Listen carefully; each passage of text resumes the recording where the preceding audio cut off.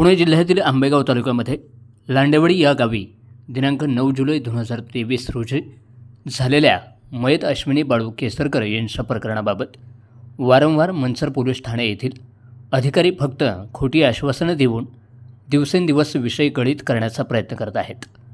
मात्र त्यानंतर मनसर पोलीस ठाणे विरोधात दिनांक 17 जानेवारी 2024 रोजी जन आक्रोश आंदोलन घेण्यात आले होते व अधिकारी यांनी लवकरात लवकर चौकशी करून गुन्हेगारांना अटक करू असे आश्वासन दिले होते।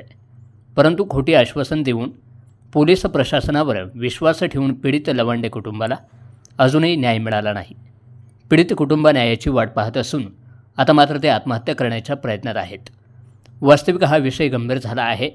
मनसर पोलीस ठाण्याचे बीट अंमलदार आढारे हे चौकशीच्या नावाखाली 13 महिने होऊन गेले आजपर्यंत मेडिकल रिपोर्टच्या नावाखाली दिवसेंदिवस वेळ घालवत आहेत।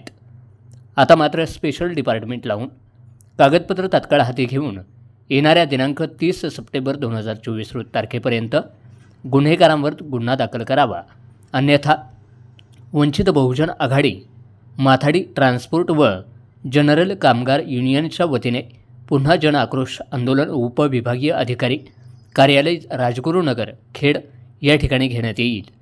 याची दखल घ्यावी अशी चर्चा वरिष्ठ पोलीस निरीक्षक यांच्याबरोबर शिवाजी राजगुरू व पंकज सरोदे आंबेगाव तालुका अध्यक्ष यांनी केले।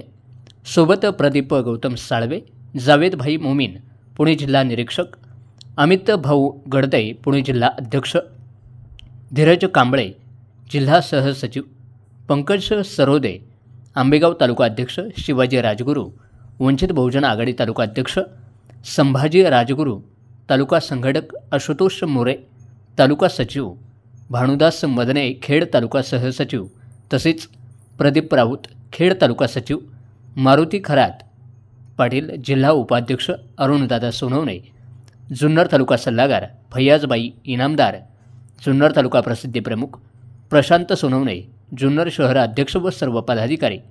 आवाज वार्तासाठी प्रतिनिधी पंकज सरोदे, मनसर।